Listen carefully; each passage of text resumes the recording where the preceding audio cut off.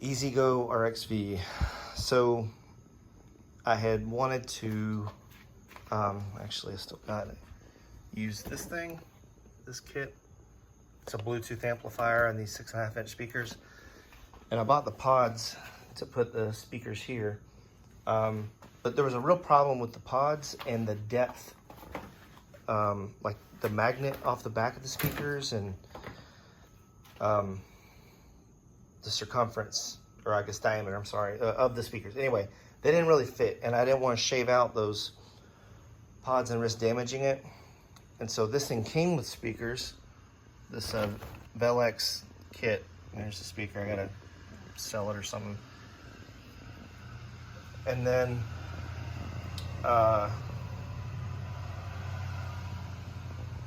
so I decided to go a different route. So anyway, what did I do? So I bought this thing, and it was on sale for Prime Days. It's a Kimimoto. And then I also put that switch panel in. So I did it right in the center.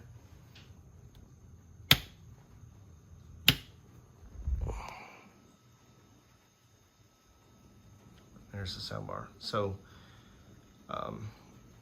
it turned out really well. I took the rock lights also in here, and I wired them to that switch.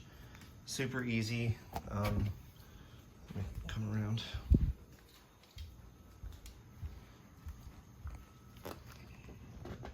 So I've got my fuse block and then my 48 to 12 volt reducer. And then the switches are right here. So your accessories, the switches are illuminated. So that's when they're off, and then when they're on. And the rock lights. So basically you're just running the switches themselves to positive and negative, and then you've got a positive spot on the back that you run the accessory to, and then you run the ground from the accessory to just any ground point. So that's what I did for the rock lights and for the sound bar. So this thing's pretty cool. It's even got LED lights on the back. But the point of this video was because there was no bar to mount this speaker to. This has got one of those universal extended roofs, and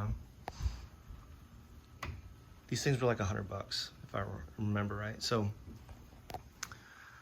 what did I do? I went to Ace Hardware, and they sell 1-inch square tubing.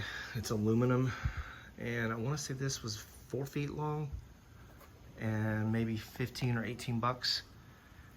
Brought it home, sanded it down, and then I coated it with the like truck bed liner, actually, this stuff.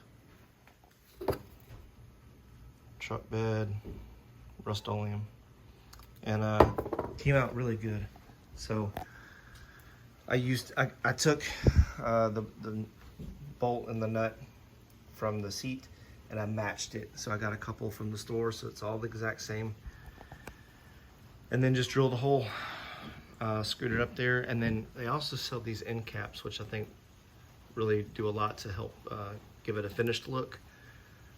They're like $1 or $2 a piece. So I got those, and then even a couple more for up here because it didn't come with it, and I put them in.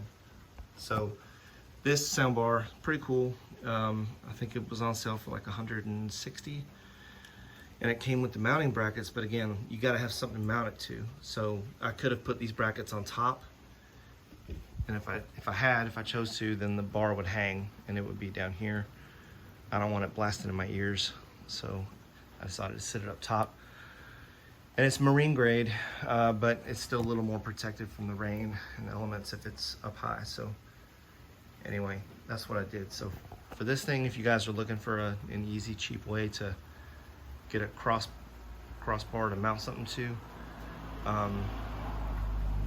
like less than $20 total, maybe 25, 18 or so for the tube, a couple bucks for the plugs, maybe a couple bucks for the hardware. That was it. Just measure it and cut it. I cut it with a angle grinder, but you can use anything. And then again, the switches, I got those on Amazon, maybe 12 bucks for that switch pack. Just be careful when you're choosing a place to mount it, and I'll tell you real quick before I go. Originally I was going to put it right here, and thank goodness I checked, because the lighting is pretty terrible, but there's a support bar right here, and if I'd done that and cut a hole in the body of the cart, I wouldn't have been able to push the switches through, because there'd be a damn bar behind it, and it really would have been bad. So anyway, just double check that you got clearance behind what you're going to do.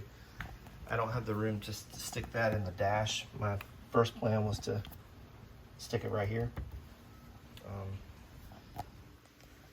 but there's enough of the switches that stick out the back that it wouldn't have worked, so I had to put it on the body of the cart.